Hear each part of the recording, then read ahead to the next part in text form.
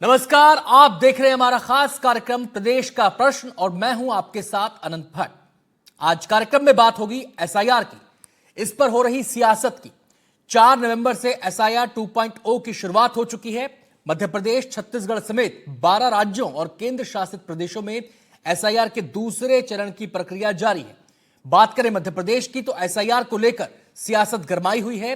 भोपाल में कांग्रेस की एक बड़ी बैठक हुई। बैठक में एमपी कांग्रेस के अध्यक्ष जीतू पटवारी और नेता प्रतिपक्ष उमंग सिंघार मौजूद रहे। बैठक के बाद एसआईआर को लेकर कांग्रेस ने मोर्चा खोल दिया। आरोप लगाया कि एसआईआर के जरिए धोखा दिया जा रहा है। निशाने पर चुनाव आयोग है। सवाल यह है कि एसआईआर का विरोध क्यों हो रहा है? क्या यह प्रक्रिया जल्दबाजी में हो रही है? सवाल यह भी कि वोट की खातिर आखिर किसके मन में खोट है? तमाम सवालों पर विस्तार से चर्चा होगी। खास मेहमानों का पूरा पैनल हमारे साथ मौजूद रहेगा। लेकिन चर्चा की शुरुआत करें उससे पहले यह रिपोर्ट आपको दिखाते हैं।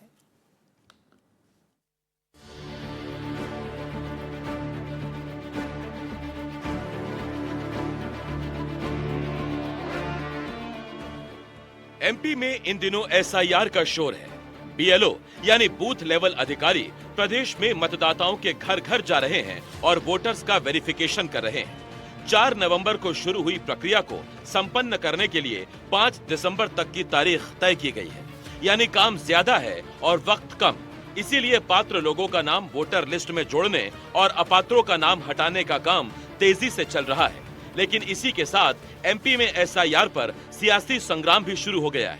एसआईआर की मौजूदा प्रक्रिया पर कांग्रेस ने बड़ी बैठक बुलाई। बैठक में कांग्रेस प्रदेश अध्यक्ष जीतू पटवारी और नेता प्रतिपक्ष उमंग सिंघार समेत पार्टी के कई दिग्गज नेता मौजूद रहे। बैठक के बाद कांग्रेस नेताओं ने एक सुर में एसआईआर पर कई सवाल खड़े करते हुए चुनाव आयोग और बीजेपी पर निशाना साधा। कांग्रेस प्रदेश अध्यक्ष जीतू पटवारी ने कहा कि चुनाव आयोग आपाधापी में एसआईआर करा रहा है और धोखा दे रहा है। पटवारी ने कहा कि कांग्रेस एक भी देशभक्त मतदाता का नाम कटने नहीं देगी। चुनाव आयोग, निर्वाचन आयोग, बीएलओ अधिकारी अपना काम पूरा नहीं कर। अब 9 दिन अगर इस पूरी प्रक्रिया में निकल गए हैं, ये 1 महीने का 2/3 है। अगर अभी तक रोज अखबार रंगे पड़े हैं, जगह जगह से शिकायतें आ रही हैं, जगह जगह से हम भी शिकायतें कर रहे हैं। 5 बार कांग्रेस पार्टी का प्रतिनिधिमंडल चुनाव आयोग से मिलने चला गया है। अलग अलग तरीके की परेशानियां फील्ड पे है। तो आखिर इस गति से चुनाव आयोग एसआईआर करा रहा है, इसका मतलब है कि देश के आम नागरिक को एक धोखा दे रहा है। और चूंकि एसआईआर को लेकर कांग्रेस सजग है, एक भी देशभक्त नागरिक का वोट हम कटने नहीं देंगे। बीजेपी के षड्यंत्र को नेस्तनाबूद करेंगे। कांग्रेस पार्टी अलर्ट है, सजग है।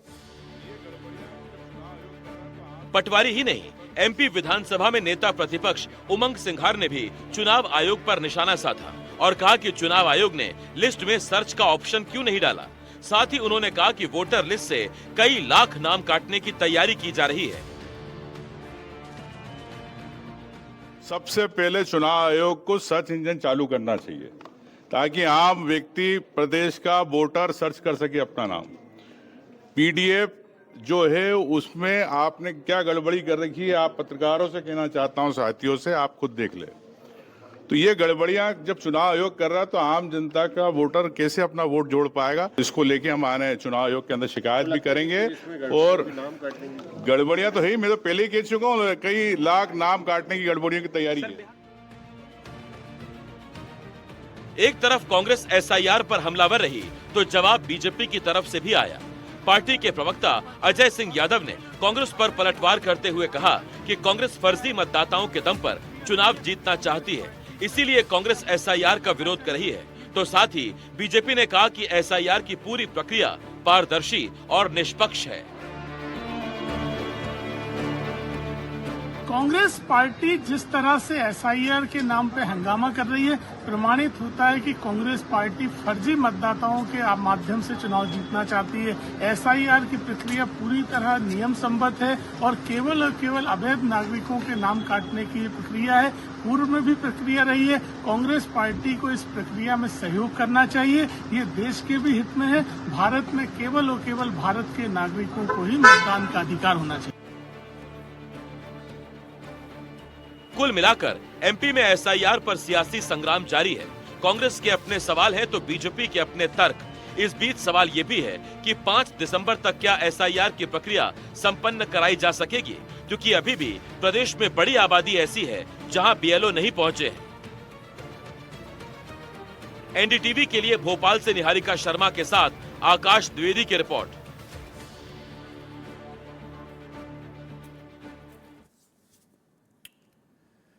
तो आपको बता दें कि एसआईआर के दूसरे चरण में, यानी कि जो फॉर्म भरने का जो सिलसिला है, जो दूसरे चरण की पहले चरण की जो प्रक्रिया है वो फॉर्म भरने की है, जिसमें बीएलओ भी जाएंगे और जो पार्टी के बीएलए हैं वो भी उनके साथ जाएंगे। पूरा ये एक व्यवस्था बनाई है और इसके लिए 1 महीने का वक्त मुकर्रर है। अब तमाम तरह के सवाल कांग्रेस की तरफ से इस मसले को लेकर उठाए जा रहे हैं। धोखा दिया जा रहा है, ये आरोप लगाया जा रहा है, ये कहा जा रहा है कि इस प्रक्रिया में पारदर्शिता नहीं है, और भी बहुत सारे सवाल हैं। आज तमाम सवालों पर विस्तार से हम चर्चा करने जा रहे हैं। हमारे साथ खास मेहमानों का पैनल जुड़ चुका है। सबसे पहले मेहमानों से आपका हम परिचय करा दें। राहुल राज हैं, प्रवक्ता कांग्रेस के, हमारे साथ मौजूद हैं। यशपाल सिंह सिसोदिया हैं, पूर्व विधायक हैं बीजेपी के, हमारे साथ मौजूद हैं। डॉक्टर सुशील त्रिवेदी, पूर्व चुनाव आयुक्त, हमारे साथ इस समय हैं। पुरुषोत्तम भदौरिया, राजनीतिक विश्लेषक के तौर पर हमारे साथ इस चर्चा में शामिल रहेंगे। सभी मेहमानों का बहुत बहुत स्वागत है। अब क्योंकि सवाल कांग्रेस की तरफ से उठाए जा रहे हैं, तो शुरुआत चर्चा की मैं कांग्रेस प्रवक्ता से ही करना चाहूंगा। राहुल जी, मेरा पहला सवाल आपसे ये है, और इसका हाँ या ना में आप उत्तर दे सकते हैं। एसआईआर के पक्ष में है, विपक्ष में है? हाँ या ना में केवल, उसके बाद अगला सवाल आएगा। देखिए, एसआईआर लागू हो चुका है। कांग्रेस को एसआईआर नहीं, उसकी प्रणाली पे प्रश्न चिन्ह है जी। बहुत साफ शब्दों में मैं आपसे कह रहा हूं। अब मेरा दूसरा सवाल, आपने कहा प्रणाली में, प्रक्रिया में उस पर सवाल है, तो क्या आपत्तियां हैं आपकी? हाँ, तो ये जो सवाल आपने किया ये बड़ा मुफीद है। देखिए क्या हो रहा है, अभी 4 तारीख से एसआईआर चालू हुई। एक तो आनंद फानंद में आप एसआईआर कर रहे हैं, प्रशासन की तैयारी नहीं है। मध्य प्रदेश में 5.65 करोड़ के लगभग मतदाता हैं, जिसमें से 1,787 के बाद जो जन्मे लोग हैं, जो 2004 का जो कॉलम चुनाव आयोग द्वारा रखा गया है, उसमें लगभग 1,86,00,000 मतदाताओं को दोबारा अपना नाम जुड़वाना है। इस प्रक्रिया में जटिल ये है कि आप जो नेता प्रतिपक्ष हमारे कह रहे थे, भाई पहले हम हमारा नाम जो है वो अपने पिता के नाम से या जगह के नाम से सर्च कर पाते थे, तो एपिक नंबर निकल आता था। अब आप कह रहे हो कि भाई जो 87 के बाद जन्मा है वो अपने माता पिता का एपिक नंबर निकाल के लाए, तो इतनी बड़ी पीडीएफ में एक व्यक्ति को उस जगह का स्थान का पूरा ढूंढना क्या कठिन कार्य नहीं है? भाई देखिए, भारत में साक्षरता का कितना बड़ा स्तर है ये आपको भी पता है, हमको भी पता है। गरीब तबके के वो लोग जो झुग्गी झोपड़ी में रहते हैं, जो वनवासी इलाकों में रहते आदिवासी भाई हैं जो हमारे, तो वो उन सबको कितनी तकलीफ हो रही है। दूसरा, आपने कहा बीएलओ, यहाँ भोपाल शहर में जहाँ आपका स्टूडियो है, जहाँ से हम लोग डिबेट कर रहे हैं, भोपाल में ही कई जगह बीएलओ नहीं पहुंचे हैं। कई जगह इनके जो गणना पत्रक उन्हें छपके मिलने चाहिए थे वो नहीं मिले हैं। ये विसंगतियां लगातार मध्य प्रदेश में देखने में आ रही। और अभी हमने अजय यादव जी को सुना। देखिए क्या होता है, जब कोई प्रणाली होती है तो जनता की मताधिकार की रक्षा के लिए हो रही। वो कह रहे हैं कि जो बाहर से बाहरी लोगों के नाम जुड़ गए उनको हटाना चाहिए। तो भाई 20 वर्षों से इनकी सरकार है मध्य प्रदेश में, अगर बाहर के लोगों के नाम जुड़ा रहे तो इनका गृह मंत्रालय क्या कर रहा था? मतलब ये तो वो हो गया शायद राहुल गांधी जी ने जो हरियाणा में ब्राजील की मॉडल का बताया है, ऐसे इन्होंने नाम जुड़वा रखे होंगे, वही पाप धोने के लिए फटाफट एसआईआर करा रहे। सवाल ये उठता है कि चुनाव आयोग की निष्पक्षता पर प्रश्न चिन्ह यथावत है। बिहार के एसआईआर में जो प्रश्न चिन्ह लगे वो यथावत है। चुनाव आयोग कोई सवाल का जवाब दे नहीं रहा। और जो एसआईआर मध्य प्रदेश में हो रहा है उसमें एक के बाद एक अगर हम विसंगतियां देख रहे हैं, हमारे लोग जा रहे हैं। आपने अपनी बात कही सर, मैं अब आपसे एक चीज मैं यहाँ पर समझना चाहता हूँ। आपने भी जैसे सर्च की बात की यहाँ पर कि पहले अपने पिता के नाम से हम सर्च कर लिया करते थे, और जो हम सिंघार साहब को सुन रहे थे कि सर्च इंजन को दुरुस्त किया जाए, सर्च की व्यवस्था नहीं है, तो किस सर्च की बात आप कर रहे हैं? क्योंकि अगर हम चुनाव आयोग की वेबसाइट, मेरी बात सुन लीजिए सर पूरी, प्लीज मेरी बात सुन लीजिए। अगर हम चुनाव आयोग की वेबसाइट सर्च करते हैं तो इस समय एसआईआर बिहार में हुआ है, सबसे लेटेस्ट एसआईआर बिहार का है, तो वहां पर तमाम ऑप्शंस हैं। उसमें सर्च के भी बारे में कहा गया। जब उस पन्ने पर आप क्लिक करते हैं, उस पर क्लिक करते हैं, उस ब्लॉक पर जो उसमें जिसमें ऑप्शन है ये वाला, तो उस ब्लॉक को क्लिक करने के बाद आपके सामने एक पेज खुलता है। उस पेज में लिखा होता है कि आप अपना जो यूनिक नंबर जो है आपका, वो आप उसके अंदर डालिए, फिर कैप्चा कोड आप उसके अंदर डालिए, अपनी सीट का नाम उसमें चुनिए, और फिर आपके सामने डिटेल्स आ जाएंगी। ये बिहार की बात मैं कर रहा हूँ। इसके अलावा अगर हम पूरे देश की बात करें तो वहाँ पर भी ऐसा ही है। वहाँ पर आप अपने यूनिक नंबर से भी एपिक नंबर से भी आप चुन सकते हैं। इसके अलावा आप अपने मोबाइल नंबर से भी चुन सकते हैं, वहां पर भी ऑप्शन है। तो यहाँ पर ये सर्च वाली जो बात है, ये किस संदर्भ में की जा रही है? ये मैं स्पष्ट आपको कर देता हूँ। सर्च की समस्या उनको ज्यादा है जिनका 87 के बाद जन्म हुआ है। देखिए, जिसका 2003 की मतदाता सूची में नाम होगा उसी का तो वो डेटा देंगे, क्योंकि पूरे डेटा जो पुराने हैं वो लॉक कर दिए गए हैं चुनाव आयोग के द्वारा। केवल 2003 का जो अंतिम एसआईआर था उसकी प्रकाशन जो मतदाता सूची थी उसी का डेटा वहां उपलब्ध है। इस बात को उमंग सिंघार जी ने कहा। ये आपकी सर्च वाले ऑप्शन की बात कर रहा हूँ। दूसरा, देखिए क्या है, सारी बात यथावत इसलिए बार बार प्रश्न चिन्ह इतने लग रहे हैं एसआईआर पे कि मध्य प्रदेश जैसे राज्य में अगर ये बार बार ये कहें कि भाई बाहरी लोग जुड़ गए हैं, तो आप क्या कर रहे थे भाई बतौर सरकार? और आज जब मनोज शुक्ला जैसे हमारे प्रत्याशी जो भोपाल में विधानसभा के हैं वो जाके बार बार गली में घूम रहे हैं और बीएलओ को देख रहे हैं, वहां बीएलओ नहीं मिल रहे हैं, तो ये तो फिर इनकी प्रक्रिया पर प्रश्न चिन्ह सीधा सीधा लगता है कि नहीं लगता है? अब इस बात को देखते हुए हम हमारी प्रक्रिया को दुरुस्त ना करें और ये कहें साहब कांग्रेस हंगामा कर रही है। तो देखिए, जहां तक मुझे समझ में आता है राहुल, जो बाहरी लोगों का मसला है वो सियासत से जुड़ा पहलू भी है उसका, तो उस पर तो बहुत ज्यादा हम फोकस ना करें। जो तकनीकी खामियां जो आप बता रहे हैं, जिन बातों को लेकर आपत्तियां हैं, उन पर हम फोकस करें, जिससे कि अगर कोई दिक्कत वास्तव में है तो उसका समाधान निकल सके। मैं यहां पर बीजेपी के नेता का रुख करना चाहूंगा। यशपाल जी हमारे साथ मौजूद हैं। यशपाल जी, जिन खामियों का जिक्र, जिन दिक्कतों का जिक्र यहां पर राहुल कर रहे हैं, क्या वो दिक्कतें आपको परेशान नहीं कर रही हैं? उन्होंने कहा कि बीएलओ के पास या तो बीएलओ पहुंचे ही नहीं है या उनके पास वो फॉर्म्स ही अभी तक नहीं पहुंचे हैं। उसके बाद वो कह रहे हैं कि कुछ तकनीकी खामियां भी देखने में आ रही हैं। तो ये दिक्कतें क्या आपको परेशान नहीं कर रही हैं? देखिए, नजरिया का सोच का व्यवस्थाओं को लेकर के जो एक मतभेद है वो कांग्रेस किसी भी सूरत में एसआईआर के पक्ष में न तो प्रशंसा कर रही है न पीछे हट रही है। कहते हैं हमारे मालवा में कहावत है कि मरे भी नहीं और माचा मतलब है पलंग न छोड़ाएं। तो आनंद जी, मेरा कहना है कि एसआईआर को लेकर के अगर कोई विसंगति और कमियां है तो भारत निर्वाचन आयोग के डायरेक्शन से चल रही है। अभी मेरे मित्र राहुल जी कह रहे थे कि 20 साल से आपकी सरकार क्या कर रही थी। ये हमारा काम नहीं है, ये भारत निर्वाचन आयोग और राज्य निर्वाचन आयोग का काम ही उनका काम है, इसमें हमारा कोई दखल नहीं है। और मैं ये भी कहना चाहूंगा, एसआईआर पर सियासी संग्राम भारतीय जनता पार्टी नहीं कर रही है। एक तरफ कांग्रेस जिस प्रकार से संविधान की बात करती है, संविधान बचाने की बात करती है, तो संविधान का ही एक पार्ट है निर्वाचन की पारदर्शिता और निर्वाचन की प्रक्रिया। अगर एसआईआर गलत होता तो बिहार के चुनाव को लेकर के जिन लोगों ने भी याचिकाएं लगाई है, सुप्रीम कोर्ट ने अनंत जी याचिकाओं को खारिज किया है। मैदान में कांग्रेस मजबूत नहीं है। मैं बताना चाहता हूं, इनके पास बीएलए ही नहीं है। वो बीएलए लगभग 10,000 बूथों पर नहीं है और 230 विधानसभा क्षेत्रों में से 37 विधानसभा क्षेत्रों में इनके बीएलए हैं। अब इनके खुद के बीएलए है नहीं। मेरा एक सवाल आपसे इनकी मजबूती है यशपाल सर, मेरा एक सवाल आपसे है। आपने बताया कि कांग्रेस का जो नजरिया है उसमें आपको खामियां नजर आ रही हैं, बाकी आपको प्रक्रिया से कोई आपत्ति नहीं है। वैसे प्रक्रिया से उनको भी आपत्ति नहीं है, जो राहुल ने शुरुआत में ही ये बात बोली है। मेरा आपसे एक सवाल है, आप जाहिर सी बात है आप राजनेता हैं तो आप खबरें भी पढ़ते होंगे, अखबार भी पढ़ते होंगे, टीवी भी देखते होंगे, बहुत सारी वेबसाइट्स को आप उठा के देख लीजिए, अखबारों को उठा के आप देख लीजिए। उसमें ये बात, उन खबरों में ये बात कही जा रही है कि जो पत्र हैं यानी कि जो फॉर्म्स हैं वो पर्याप्त मात्रा में नहीं पहुंचे हैं, जिसको मुद्रण करना था जो आपका वेंडर है वो पर्याप्त मात्रा में नहीं पहुंचा पाया। दूसरी बात, ये भी शिकायतें आई हैं खबरों के जरिए से कि बीएलओ जो हैं कुछ ऐसे हैं कि जिनको पत्र मिल गए हैं लेकिन वो फील्ड में नहीं उतरे हैं। तो क्या आप इन चीजों से वाकिफ हैं? मैं आपसे केवल इतना जानना चाहता हूं, इन खबरों से वाकिफ हैं आप? देखिए अनंत जी, जिस प्रकार से भारत निर्वाचन आयोग के दिशा निर्देश पर राज्य निर्वाचन आयोग अपनी कार्रवाइयों को स्टेट में संपादित करता है, तो जिला कलेक्टर भी निर्वाचन का एक पार्ट है। और जिला कलेक्टर के साथ साथ राजस्व के जितने भी अधिकारी है वो सब उसके सहयोगी हैं। ट्रेनिंग होती है, आवेदन और नामांकन जो फॉर्म होते हैं, जो प्रोफार्मा है वो लेकर के निकलते हैं। बीएलओ की टीम आ रही है, गांव में जा रही है, गलियों में जा रही है। भारतीय जनता पार्टी के बीएलए की सूची अपडेट है, हम उनके साथ घूम रहे हैं। यदि कहीं दिक्कत आ रही है तो हम स्वयं भी तो ध्यान आकर्षित कराते हैं। हम भी तो निर्वाचन आयोग की स्थानीय जो टीम होती है, जिले की टीम, उसको हम लोग भी कहते हैं। देखिए, भारतीय जनता पार्टी का एजेंट नहीं है भारत निर्वाचन आयोग और राज्य निर्वाचन आयोग। वो आपने अपना प्रोसेस बताया कि आप कितने सजग हैं। इस सजगता के तहत ही मैं आपसे पूछ रहा हूं, इन खबरों से आप वाकिफ हैं या नहीं है?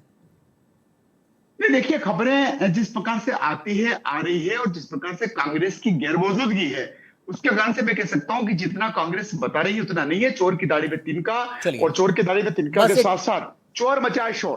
चलिए, एक छोटा सा सवाल राहुल की यहाँ पर प्रतिक्रिया लेना जरूरी है, क्योंकि यशपाल जी ने एक बात यहाँ पर खड़ा की, वो ये कि आपका संगठन ही इतना बड़ा नहीं है, आपके पास पर्याप्त मात्रा में बीएलए ही नहीं है, अपनी कमजोरी छुपाने के लिए ये आप अनर्गल आरोप लगा रहे हैं। ये बात अभी आपने यशपाल जी के मुंह से सुनी, लब्बो लुबाब उसका वही था। देखिए, मैं तो इतना कहूंगा, मैंने तो आपको नाम गिना दिए। मनोज शुक्ला भोपाल में विधानसभा के प्रत्याशी रहे, उनका मैंने आपको नाम सार्वजनिक किया। हमारे बीएलओ की सूची जमा हो चुकी चुनाव आयोग, लगातार हमारी पार्टी का प्रशिक्षण चल रहा है। जी। मैं खुद उस प्रशिक्षण का अंग हूं, कल कुरवई में वही प्रशिक्षण देने जा रहा हूं। लगातार प्रशिक्षण चल रहा है, लेकिन सिसोदिया जी इस बात को नहीं मानेंगे कि इनके जो डेटा है, अगर एक फोन कॉल करके बल्लभ भवन से पूछेंगे ना कि पूरे मध्य प्रदेश में कितने कर्मचारी सस्पेंड हो चुके हैं क्योंकि उन्होंने बीएलओ का काम राहुल जी, ईमानदारी अब से किया। एक सवाल चार बार आपने कहा, मध्य प्रदेश में 4 बार चुनाव आयोग को कांग्रेस पार्टी जाके ये शिकायतें लिखा चुकी है। आते हैं उस पर भी। दिक्कतें हमारे आ रही साथ पूर्व चुनाव आयुक्त भी मौजूद हैं, लेकिन आपने कहा कि आपके नेताओं का, कार्यकर्ताओं का प्रशिक्षण चल रहा है। क्या ये प्रशिक्षण एसआईआर को लेकर है, उसकी प्रक्रिया को लेकर है? ऐसे में सवाल फिर ये उठेगा कि प्रक्रिया शुरू हो गई है, आप अपने लोगों को अभी ट्रेन ही कर रहे हैं। नहीं, प्रशिक्षण देखिए, नहीं, एसआईआर को लेके जो प्रशिक्षण चल रहा है वो बीएलए जो बन चुके हैं, जो जाके जाके जा रहे हैं, उनको जो दिक्कतें आ रही है उसके लिए चल रहा है कि किसी भी प्रकार से मतदाता के मत अधिकार का हनन नहीं होना चाहिए, वोट की चोरी नहीं होनी चाहिए, क्योंकि हमको पता है कि ये जो पाप इन्होंने कर रखा है मतदाता सूची में, जिसकी बात राहुल गांधी आज मध्य प्रदेश में पचमढ़ी में आके कह गए थे कि वो सूची में कहीं यहाँ भी ब्राजीलियन मॉडल नहीं निकल आए, तो आनंद फानंद में सारा पाप धोने में लगे हैं। जी, चलिए मैं आता हूं राहुल जी आपके पास। मैं यहाँ पर रुख करना चाहूँ अपने अगले मेहमान का। डॉक्टर सुशील त्रिवेदी हमारे साथ मौजूद हैं, जो इन प्रक्रियाओं से वाकिफ रहे हैं, खुद इन प्रक्रियाओं को देखते रहे हैं। डॉक्टर सुशील जी, जो सवाल उठाए राहुल ने, अब दो नजरिए हैं यहाँ पर। जो बीजेपी वाले हैं उनको कोई दिक्कत नहीं है, वो कह रहे हैं कि प्रक्रिया सुचारू रूप से जारी है, हमारा संगठन मजबूत है, हमें दिक्कतें आती हैं तो हम उसको सामने रख देते हैं। राहुल कह रहे हैं कि दिक्कतें हैं, फील्ड में दिक्कत है, जो फॉर्म्स हैं वो पर्याप्त नहीं पहुंचे हैं, और जो सर्च इंजन की भी आप बात यहाँ पर वो उठा रहे हैं। तो मेरा आपसे जानना ये है कि अगर इस किस्म की दिक्कतें हैं और 1 महीने का समय है, क्या समय रहते सारी चीजें पूरी हो जाएंगी? क्योंकि लोगों को डर यह है कि अगर जल्दबाजी में चीजें पूरी की गई तो पूरा जो प्रोसेस है, उसके जो पॉइंट्स हैं, कहीं वो अधूरे ना रह जाएं। आनंद जी, आपने बड़ा बुनियादी सवाल सामने रखा है। मैं इतना ही कहना था, जो आपने खुद ही जवाब दिया कि अभी प्रक्रिया 4 तारीख से शुरू हुई है जी। आज अभी 12 तारीख है, और मैं चूंकि रायपुर में हूँ और आज मैंने रायपुर में पता किया, तो रायपुर में यहाँ के मुख्य निर्वाचन पदाधिकारी कार्यालय ने बताया कि छत्तीसगढ़ में 70% से अधिक जो है वो इन्यूमरेशन फॉर्म बांट दिए गए हैं और उनके भरने की प्रक्रिया जारी है। मध्य प्रदेश का मुझे नंबर पता नहीं है, पर मैं इतना ही कहना चाहता हूँ कि ये प्रक्रिया चल रही है, और ये जो फॉर्म कम होने की बात है या अधिक, ये प्रशासकीय कार्य है। और मैं निश्चित मानता हूँ कि जिस तरीके से अन्य राज्यों में अभी एसआईआर भी चल रहा है, सब जगह चल रहा है, तो इस तरीके से कोई कभी आ नहीं पाएगी। मैं आश्वस्त हूँ कि 1 महीने की पूरी अवधि में, 1 महीने की पूरी अवधि में, यानी 5 दिसंबर तक सारे के सारे फॉर्म बन जाएंगे। और ना, मैं कहना ये चाहूंगा कि इसमें जितने भी राजनीतिक दल हैं, प्रमुख राजनीतिक दल नहीं, जितने भी राजनीतिक दल हैं, हर एक को अपने करना चाहिए। इतना ही नहीं, राजनीतिक दल तो अपने बीएलए अपॉइंट करते ही करते हैं, उसके अलावा जो सामाजिक संगठन है, क्योंकि पुराने समय में जब इस तरीके से नहीं हो तो सामाजिक संगठन ही अपने लोगों को तैयार करते थे कि जाओ मतदाता सूची में अपना नाम जोड़ो। तो मैं चाहूंगा कि राजनीतिक दल जो है थोड़ा संयम रखें, थोड़ा धैर्य रखें। आप शायद ये कहना चाह रहे हैं कि थोड़ा संयम रखें। मेरा सवाल आपसे सर एक और है। कांग्रेस की तरफ से लगातार चुनाव आयोग पर उंगली उठाई जा रही है। उन्हें यह लगता है कि चुनाव आयोग धोखा दे रहा है, अंधेरे में रख रहा है, पारदर्शिता नहीं है। क्या आप इस बात से सहमत हैं? क्या चुनाव आयोग नहीं, मैं सर मेरा दूसरा सवाल भी सुन लीजिए, क्या ये प्रक्रिया ऐसी प्रक्रियाएं पारदर्शी नहीं होती है? आनंद जी, पहली बात यह कि पूरी दुनिया ये मानती है कि हिंदुस्तान का चुनाव अपने आप में एक पूरे विश्व के लिए रिकॉर्ड है कि इतना बड़ी बात यह है कि पूरा का पूरा चुनाव केवल सरकारी अधिकारियों द्वारा संचालित किया जाता है, और इस पर पूरी दुनिया की निगाह रहती है। और कभी ऐसा आरोप नहीं लगा कि यहाँ पे चुनाव आयोग के द्वारा किसी प्रकार से कोई गड़बड़ी की गई है जिससे कि इस पर आरोप लगे। दूसरी बात ये कि इन प्रक्रियाओं को दूर करने के लिए सारे उपाय किए जा रहे हैं और वो अपने समय से पूरे हो जाएंगे। इतना ही कहना है कि अब चूंकि हम कंप्यूटराइजेशन के जमाने में आ गए हैं और इस तरीके से तो उनको ध्यान देना चाहिए कि आदमी स्वयं भी फॉर्म भर सकता है ना, ऑनलाइन फॉर्म भर सकता है। और दूसरी बात है कि कोई नाम कर नहीं सकता। देखिए, आपने कहा कि आदमी स्वयं भी फॉर्म भर सकता है, लेकिन उस फॉर्म में तकनीक का जुड़ा हुआ है उसके अंदर। सर, मैं आपसे एक सवाल, हाँ जी, आपने कहा कि खुद भी आदमी फॉर्म भर सकता है, लेकिन उसमें तकनीक का सवाल है। और जो खबरों में बात आ रही है वो ये आ रही है कि अगर आप कंप्यूटर पर बैठकर चीजों को करते हैं तो आसानी होती है। QR कोड को स्कैन अगर आप कर रहे हैं, मोबाइल से अगर आप उसे ऑपरेट कर रहे हैं, तो वहां पर जो है वो कई बार सिग्नल की दिक्कत हो जाती है, कई बार जो है वो सर्वर में ठीक से काम नहीं हो पाता। दूसरी बात ये कि ऐसे कितने लोग होंगे जो मोबाइल के जरिए फॉर्म भरना जानते होंगे, तो क्या ये भी तो एक पहलू है? ये तो एक सुविधा के लिए अनुज जी आपने बड़ा बुनियादी और अच्छा सवाल किया। देखिए, पूरा काम तो जिसको कहना है भौतिक रूप से ही किया जाना है, 1 to 1 किया जाना है, लेकिन ये जो अतिरिक्त सुविधा के रूप में और जो लोग शहरी हैं, हम जानते हैं कि जितनी भी नई पीढ़ी आ रही है, हमारे समान पुरानी पीढ़ी के लोग शायद हम उससे किसी टेक सेवी नहीं है, हमको तकलीफ है, लेकिन जो नई पीढ़ी है जिनके नाम आना है वो पूरे इस काम में मुस्तैद हैं। और मैं मानता हूँ कि ये जो अतिरिक्त सुविधा आई है इसका अधिक से अधिक उपयोग हो रहा है। मेरी जानकारी में आपसे मुझे 1-2 सवाल सर और पूछने हैं, वो भी इस पूरे मामले से जुड़े हैं। अब फटाफट मैं पुरुषोत्तम जी का यहाँ पर रुख कर लेता हूँ। पुरुषोत्तम जी, ये जो SIR को लेकर हमने बिहार में भी देखा, तमाम सवाल उसके ऊपर भी उठे, चुनाव आयोग पर उंगली तक उठा दी गई, कटघरे में खड़ा कर दिया गया और आज तक किया जा रहा है। तो इसको लेकर आपको क्या लगता है कि SIR का ये विरोध, इसके पीछे का नजरिया क्या है? क्या वाकई इसमें इतनी खामी है? क्या वाकई इसमें इतना पर्दादारी है कि इसके ऊपर सवाल उठे? या फिर एक लगता है कि एक अपना पॉलिटिकल सबका अपना एक तरीका होता है चीजों को देखने परखने का, उसके तहत चीजें देखी परखी जा रही हैं? देखिए, कांग्रेस विरोध के लिए विरोध करती है। SIR को लेकर अगर बात करें तो कई बार गांव से शहरों में पलायन हुआ, शहरों से दूसरे शहरों में लोग चले गए और उनके मतदाता सूची में नाम उनके उन्हीं प्रदेशों में, उन्हीं शहरों में बने हुए हैं। तो SIR के कारण जिन लोगों के नाम 2 जगह लिखे गए हैं, BLO के माध्यम से उन्हें काटा जा रहा है और जो एक्टिव मतदाता है जो वहां रह रहे हैं उनके नाम जोड़े जा रहे हैं। लेकिन कांग्रेस को तो अच्छे कार्य में भी बुराई लगती है और बुरे काम तो बुराई लगती ही है। ये केवल विरोध के लिए विरोध करती है जी। कांग्रेस का इसके पहले भी कांग्रेस मुद्दों को भटकाने का काम करती है। पुरुषोत्तम जी, एक सवाल मेरा और, अखबार वगैरह तो आप भी पढ़ते ही होंगे, उसमें भी ये आ रहा है कि मुद्रण अभी तक पूरा नहीं हो पाया है, फॉर्म्स अभी तक पूरे नहीं हो पाए हैं। क्या आपको नहीं लगता कि इससे प्रक्रिया स्लो होगी? गद्दी पर तो आम जमता नहीं है, आम तो प्रैक्टिकली कागजों में ही होगा। एक तहसील में अगर आप सुबह देखें, आज मैंने खुद देखा है जी, एक SDM से मैं मिलने गया था तो पूरे क्षेत्र के BLO वहां बैठकर काम कर रहे थे जी। भाई, उन्हें सुबह 11 बजे तक तो SDM ऑफिस में आकर काम करना होता है। इसके बाद नए मतदाता को जोड़ना होता है, पुराने मतदाताओं जो नहीं रहे, जो एक्सपायर हो गए हैं, जो पलायन कर गए हैं या दूसरे राज्यों में नौकरी के लिए चले गए हैं, उनके नाम कटवाने होते हैं। तो पहले वो काम करते हैं, इसके बाद जाकर नाम जोड़ने के लिए फॉर्म देते हैं। मैं आता हूं सर आपके पास। कांग्रेस ये चाहती जी, स्पष्ट हो जाए तो ये कांग्रेस कार्यकर्ताओं को चाहिए कि BLO जहां बैठा है वहां जाकर देखें, SDM ऑफिस जाए, सब चीजें उसे स्पष्ट हो जाएगी। लेकिन वो ये चाहते हैं कि मुझे SDM ऑफिस न जाना पड़े, DM ऑफिस नहीं जाना पड़े और सब चीजें मुझे घर बैठे मिल जाए, तो दैट इज नॉट पॉसिबल। चलिए, मैं राहुल का यहाँ पर रुख करना चाहता हूं।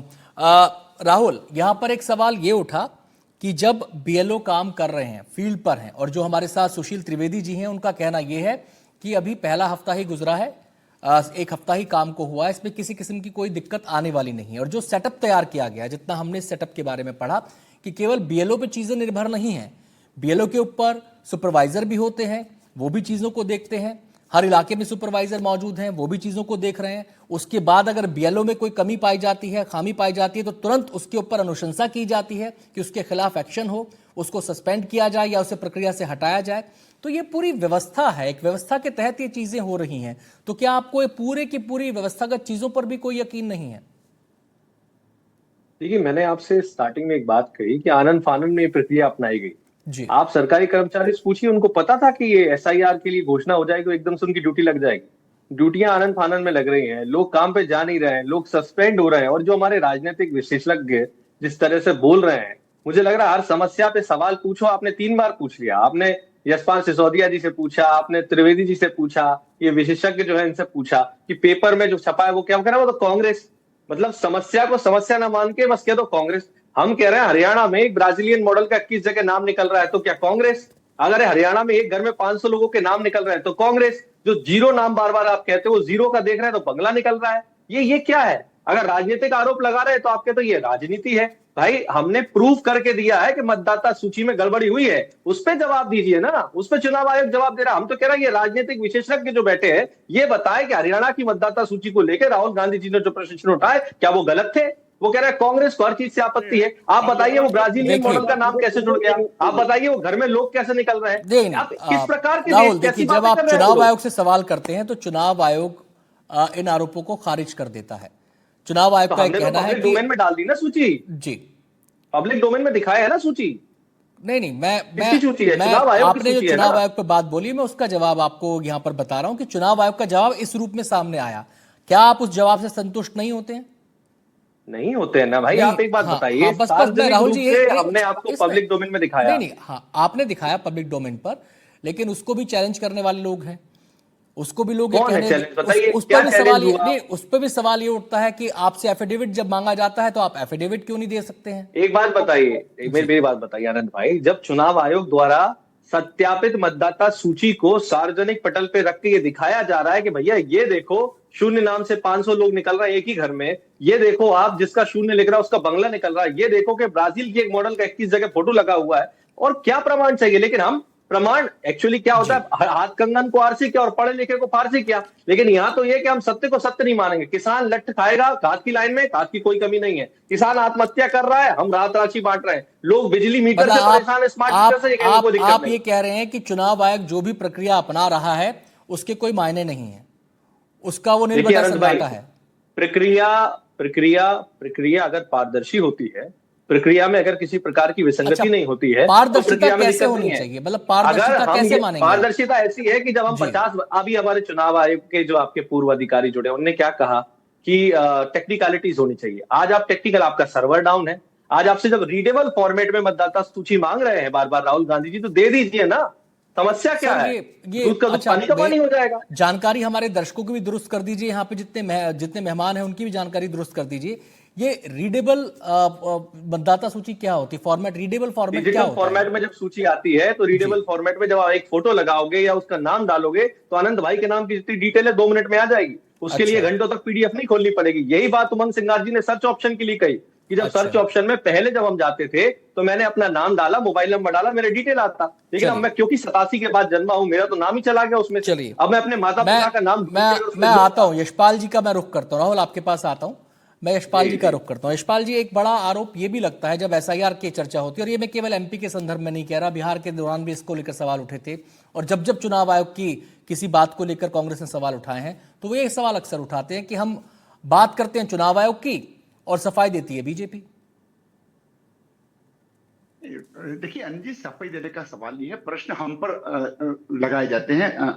कटघरे में भारतीय जनता पार्टी को खड़ा किया जाए। भारतीय जनता पार्टी का निर्वाचन आयोग, भारतीय राज्य निर्वाचन आयोग या डिस्ट्रिक्ट मजिस्ट्रेट जो कि जिला निर्वाचन अधिकारी है, वो हमारे एजेंट नहीं है, न हमारी पार्टी के सदस्य हैं। मैं तो सिर्फ इतना कहना चाहूंगा कि देखिए, कांग्रेस का कई विषयों पर आइडेंटिटी क्राइसिस रहा है, एसआईआर भी उसी में से है। और ये कांग्रेस के गले इसलिए नहीं उतर रहा कि कांग्रेस के दोनों नेता श्री जीतू पटवारी प्रदेश अध्यक्ष और उमंग सिंगार नेता प्रतिपक्ष, दोनों ने 15 दिन पहले, 1 महीने पहले सार्वजनिक रूप से बाइट दी है। सार्वजनिक पीसी में बोला कि 50 लाख वोट कट रहे हैं। इसका मतलब आपको पता है कि मध्य प्रदेश में 50 लाख वोट फर्जी हो गए क्या? जिस प्रकार से बिहार में जो सफाई हुई है, जो शुद्धिकरण हुआ है, और मैं तो पुरुषोत्तम जी भदौरिया जी का और आदरणीय डॉक्टर सुशील जी को धन्यवाद देना चाहता हूं। ये दोनों किसी राजनीतिक पार्टी के सदस्य नहीं है, और पुरुषोत्तम जी ने ठीक बात की, राजनीतिक विश्लेषक हैं। मुद्दों से भटकाने का काम एसआईआर को लेकर के कांग्रेस कर रही है। कांग्रेस कभी भी सही को सही नहीं कहती है, और ये मान के चले कि भारतीय निर्वाचन आयोग और राज्य निर्वाचन आयोग के ऊपर प्रश्न चिन्ह खड़े कर रही है। ये एक प्रक्रिया है, मतदाता सूची का शुद्धिकरण है। कांग्रेस कह देना कि जो दिवंगत हो गए उनके भी नाम रहने दो, जो दो जगह चले गए उनके भी नाम रहने दो। आप कह चलिए, दीजिए अब ना, समय की हम तो समाप्ति चीजें है, हैं। समय की समाप्ति है। यशपाल जी, माफी चाहूंगा, आपको बीच में रोक रहा हूं। राहुल, आपका भी बहुत बहुत शुक्रिया। यशपाल जी, आपका भी बहुत बहुत शुक्रिया। सुशील जी और पुरुषोत्तम जी, आपका भी बहुत बहुत शुक्रिया इस चर्चा में शामिल होने के लिए। तो प्रक्रिया शुरू हो चुकी है, लेकिन प्रक्रिया पर प्रश्न भी बहुत सारे उठाए जा रहे हैं। हालांकि चुनाव आयोग की तरफ से कहा जा रहा है कि पूरी पारदर्शिता के साथ काम हो रहा है और कोई दिक्कत नहीं आने वाली, तय सीमा के तहत ही ये पूरा किया जाएगा और उसकी निगरानी हर स्तर पर की जा रही है। एक छोटा सा ब्रेक हम यहां पर लेंगे। ब्रेक के बाद भी खबरों का सिलसिला जारी है, आप बने रहिए हमारे साथ।